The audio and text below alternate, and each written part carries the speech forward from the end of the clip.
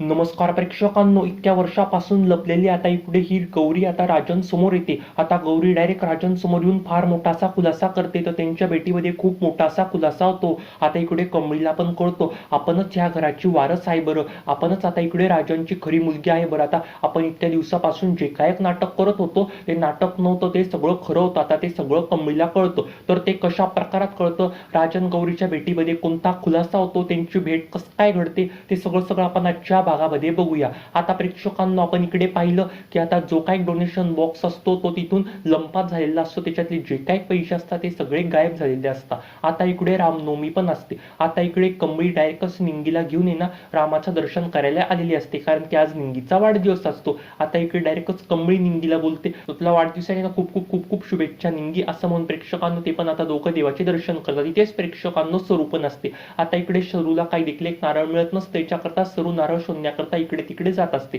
तर आता कमळी पण त्या पंडितकडे जाते. कमळी पंडितकडे जाऊन म्हणते, तुम्ही नाईची पूजा करा बरं, आज हिचा वाढदिवस आहे. आता तेवढ्यात ते पंडित पण बोलता, एका जणाची पूजा चाललेली आहे बरं, त्यांना नारळ मिळत नाही, याच्याकरता ते नारळ आणायला गेले, असं म्हणून प्रेक्षकांना आता इकडे कमळी पण तिचं नारळ देऊन देते. कमळी बोलते, हे घ्या नारळ, आणि त्यांची जी काही राहिलेली पूजा असेल ती पूजा तुम्ही कंप्लीट करून टाका, असं म्हणून प्रेक्षकांना तो पंडित पण नारळ घेतो, पूजा करायला लागतो. तेवढ्याच वेळामध्ये मागून आता इकडे सरू पण येते. सरू बोलते, पूजा झाली कस काय बरं, नारळ कोणी दिलं, हे सगळं काय चाललंय बरं पंडित. आता प्रेक्षकांना तो पंडित पण बोलतो, एक मुलगी आली ती म्हटली होती, हे घ्या नारळ, आणि तुम्ही जी काही राहिलेली पूजा असेल ती पूजा कंप्लीट करून टाका बरं. त्यांची आता पूजा राहिली आहे बरं, आता मी त्यांची पूजा करतोय. आता प्रेक्षकांना इकडे डायरेक्ट सरू पण बोलते, आजच्या जगामध्ये कोण कधी कोणाला काही देखील एक देत नाही, ती कोणती मुलगी बरं, त्या मुलीला मला भेटायचंय, तिचं नाव काय आहे बरं. तेवढ्यात प्रेक्षकांना आता तो पण बोलतो, मला तिचं नाव काय देखील एक माहिती, तिने नाव सांगितलं नव्हतं, मुलगी कुठे आहे मला सांगा बरं तुम्ही. आता तो पंडित पण बोलतो, ते बघा तिथे समोर ती मुलगी आहे. आता इकडे डायरेक्टच गौरी ती मुलगी पाहते, ती दुसरी तिसरी कोण देखील काही देखील एक नसून ती म्हणजेच काय कमळी असते. तिला 440 वॉटचा फार मोठासा झटका लागतो. ती बोलते, कमळी काय, कमळीनी ही पूजा केली बरं, कमळीनी नारळ दिलं बरं, मी जिच्या करता ही पूजा करत होते तिनेच ही पूजा पूर्ण केली बरं, तिनेच ही नारळ दिलं बरं, वा वा देवा, फार मस्त असं झालं बरं, thank you thank you thank you so much Kamli बरं, तू एकदम मस्त काम केलं आहे बरं. आता असं म्हणून प्रेक्षकांना जे काही सरूच्या हातामध्ये नारळ असतं ते डायरेक्ट त्या पंडितला ते नारळ देते आणि म्हणते, आता तुम्ही त्या मुली करता पूजा करा बरं, तिच्याबरोबर तिची एक जी काही मैत्रीण आहे ना, त्या जे काही दोघी मुली ना, त्या दोघी मुलींकरता तुम्ही आता पूजा करा बरं, असं म्हणून प्रेक्षकांना आता इकडे तो पंडित पण त्यांच्याकरता पूजा करायला लागतो. आता इकडे डायरेक्ट सरू प्रत्येकाला प्रसाद देऊ लागत असते. आता ती सरू प्रत्येकाला प्रसाद देते डायरेक्टच तिथे समोर प्रेक्षकांना आता इकडे राजन पण आलेला असतो, कारण की आता कमळीकडे काही देखील एक मोबाईल नसतो, जे काही डोनेशन बॉक्स मधले पैसे चोरी झालेले असतात ते सगळ्या आता प्रेक्षकांना इकडे कमळीला सांगायचं असतं. आता इकडे डायरेक्ट सरू प्रत्येकाला प्रसाद देते. सरू म्हणते, हे घ्या प्रसाद, प्रसाद घ्या, प्रसाद घ्या, आणि ती डायरेक्टच आता इकडे राजन समोर येते. ती डायरेक्ट राजनला प्रसाद देते. इतक्या वर्षापासून तिचं तोंड लपवलेलं राहतं, तोंडावर तिने पदर घेतलेला असतो, पण आता तिच्या तोंडावर काही देखील एक पदर नसतो. तिचा चेहरा आता इकडे डायरेक्टच राजनला कळालेला असतो. राजन डायरेक्ट तिला पाहतो तर काय, राजनला 440 वॉटचा फार मोठासा झटका लागतो. राजन बोलतो, सरू तू इथे कसं काय बरं, सरू हे सगळं काय चाललंय बरं, सरू हे सगळं काय करते बरं तू. आता प्रेक्षकांनो इकडे मागे पण कमळीच असते. आता कमळी बोलते, इथे काय चाललं आहे बरं, मला असं वाटते माझी आई आहे बरं तिथे, असं म्हणून आता इकडे कमळी पण 100नी धाव घेते. ती बघते तर काय, तिथे तिची आई असते. निंगी बोलते, वा वा मावशे तू इथे आली बरं, कमळी हे बघ तुझी आई आली बरं, भेट बरं तू तिला, असं म्हणून प्रेक्षकांना आता इकडे कमळी पण तिच्या आईला घट्ट अशी मिठी मारते. आता इकडे डायरेक्टच कमळी बोलते, आई तू इतक्या वर्ष कुठे होती, कुठे गेली होती बरं तू, मला तुझी किती आठवण येत होती बरं, आपली अजिबातच भेट झाली नाही बरं, आणि आबा आबा कुठे आहे बरं. आता इकडे प्रेक्षकांना सरूला फार मोठासा धक्का लागतो. सरू बोलते, आता मी काय सांगू बरं, इतक्या वर्षापासून इतक्या दिवसापासून मी इच्छापासून याच्या करताच लबत होते, ती मला हाच प्रश्न विचारेल बरं, आता नेमका इनी मला हाच प्रश्न विचारला आहे बरं, आबा कुठे आहे. आता मी हिला आबाचं सत्य कसं काय सांगू बरं, आबा या जगामध्ये नाहीये बरं,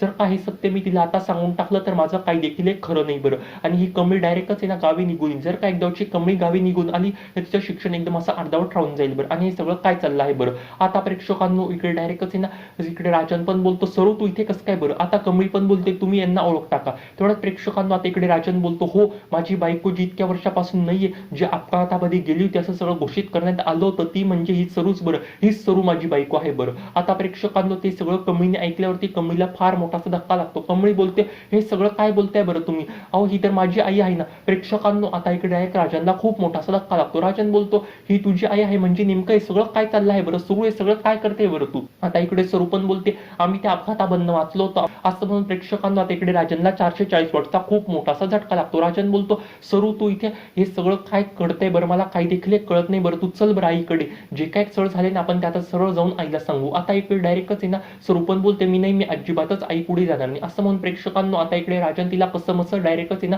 आई पुढे म्हणजेच काय आता अन्नपूर्णा आजीकडे घेऊन जातो. आता इकडे सरूला डायरेक्ट तो अन्नपूर्णा आजीकडे घेऊन जातो. अन्नपूर्णा आजी आता सरूला बघते तर काय तिला खूप मोठा असा धक्का लागतो. अन्नपूर्णा आजी बोलते सरू तू इथे किती वर्षापासून माझी तुझी भेट झाली नव्हती बरं, आता तुझी माझी भेट झाली बरं, मला प्रचंड असा आनंद झाला आहे बरं. माझी सून आता अजिबातच या जगामध्ये नाहीये असं नाहीये बरं, माझी सून ह्या जगामध्येच आहे बरं असं म्हणून प्रेक्षकांना इकडे आता अन्नपूर्णा आजी पण सरूला घट्ट अशी मिठी मारते. त्या दोघांना प्रचंड असा आनंद झालेला असतो. तेवढ्या तिथे कडू आजी पण येते. कडू आजी येऊन बघते तर काय त्या सगळ्यांना एकमेकांची मिठी मारताना तिथेच कडू आजीला प्रचंड असा राग येतो. कडू आजी बोलते हे सगळं काय होऊन बसलं बरं, त्याचं सगळं नव्हतं होऊन गेलं बरं, आता मी अजिबातच हिला सोडणार नाही बरं असं म्हणून प्रेक्षकांना आता ती नवीन तिचा प्लॅन आखणार असते. आता प्रेक्षकांनो इकडे डायरेक्टच आहे ना अन्नपूर्णा आजी बोलते तू कुठे होती बरं इतक्या वर्षापासून. कमळी पण बोलते हे सगळं काय चाललं आहे बरं आई, तू ह्या घराची म्हणजेच काय तू ह्या घराची बायको आहे बरं, म्हणजे मी ह्या घराची वारस आहे. मी इतक्या दिवसापासून जे काय नाटक करत होतो ते नाटक नव्हतं, ते सगळं खरं होतं.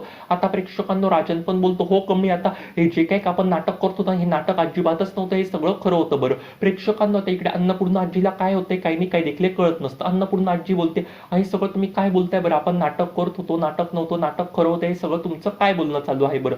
आता इकडे राजन पण जे काय सगळं घडलेलं असतं राजन ते सगळं सांगतो. राजन बोलतो तू आजारी होती ना आई म्हणून आम्ही हे सगळं नाटक केलं होतं बरं कमळीचं, हे सगळं नाटक होतं, कमळी अजिबातच या घराची वारस नव्हती बरं, आम्ही हे सगळं नाटक केलं होतं, पण आता तसं अजिबातच नाही, कमळीच या घराची वारस आहे बरं. आता प्रेक्षकांनो तेवढ्याच वेळावर तिथे ना आता अनिका पण येते. अनिका ते सगळं घडलेलं बघते. अनिकाला तर प्रचंड असा राग येतो. अनिका बोलते हे सगळं काय होऊन बसलं बरं, मी हे सगळं नाटक करत होते, मी एक तर नाटक करून ह्या कमळीला आणि डायरेक्ट ह्या घराच्या बाहेर हाकललं असतं बरं, आता हे सगळं काय होऊन बसलं बरं, आता ही कुठून आली बरं, ही दुसरी कुठून आली बरं, आता हे सगळं काय होत आहे बरं, माझं जे काय सगळं नाटक होतं ते सगळं नाटक आता इथे फेल झालं आहे बरं असं म्हणून प्रेक्षकांना ते अनिकाला फार असा संताप होतो. अनिका डायरेक्ट इथे जाऊन बोलते हे सगळं काय चाललंय, तू या घर सोडून जा बरं का कमळी. आता प्रेक्षकांना इकडे कमळी पण बोलते काय अनिका म्हणजे सगळं तू नाटक करत होती, हे सगळं कटकारस्थान होते, हे सगळं तुझं नाटक होतं. आता इकडे अनिका पण बोलते हो हे सगळं मी नाटक करत होते, मला तुला घराच्या बाहेर हाकलायचं होतं बरं, तू एक गाव छापालीच होती ना, आता इकडे तुझ्या दुसऱ्या गाव छापला पण घेऊन आली, म्हणजेच काय तू तुझ्या आईला पण घेऊन आली, आता तुझ्या आईला तुला मी कशी घराच्या बाहेर हाकलते ते बघच असं म्हणून प्रेक्षकांना आता इकडे अनिका पण ना डायरेक्टच कमळीचा हात पकडते. आता कमळीचा हात पकडून अनिका ना डायरेक्टच त्या कमळीला घराच्या बाहेर हाकलणारच. तेवढ्याच प्रेक्षकांना आता इकडे डायरेक्टच ना सरू येते. सरू बोलते हिला अजिबात घराच्या बाहेर हाकलायचं नाही, ही या घराची वारस आहे बरं. अन्नपूर्णा आजी पण बोलते हो ही बरोबर बोलते बरं, ही माझी घराची वारस असल्याचं अजिबात हात लावायचा नाही, जर का तुला हात लावला तर मी तुला अजिबात सोडणार नाही. आता प्रेक्षकांनो अनिकाचा डाव इथे फ्लॉप झालेला असतो. आता जे काही सगळं सत्य असतं इतक्या वर्षापासूनच ते सगळं सत्य आता समोर आलेलं असतं. इतक्या वर्षापासून बिळात लपलेली सरू आता इकडे डायरेक्टच ना राजन समोर येते. आता सरू राजन समोर येऊन जे काय घडलेलं असतं ते सगळं सांगते. आता इकडे डायरेक्टच ते सगळं बोलता आता मी अजिबातच त्या म्हातारीला सोडणार नाही. आता प्रेक्षकांना असं म्हणून राजन डायरेक्टच ना त्या अनिकाला घराच्या बाहेर हाकलतोच, त्या कडू आजीला पण घराच्या बाहेर हाकलतो, त्या तिघींनाही घराच्या बाहेर हाकलतो. आता इकडे राजन बोलतो आता मी तुम्हाला अजिबात सोडणार नाही, इतक्या वर्ष तुम्ही सगळे कटकारस्थान केले पण तुम्ही हे सगळं असं वागाल असं मला अजिबात वाटलं नव्हतं. असं म्हणून प्रेक्षकांना आता इकडे राजन पण त्या तिघींना फार मोठ्याशी शिक्षा देणार असतो. तर ती कोणती शिक्षा देते आपण येणाऱ्या भागामध्येच बघणार आहोत. जर का तुम्हाला कमळी मालिका आवडत असेल तर आपल्या चॅनलला आता सबस्क्राईब करा. धन्यवाद.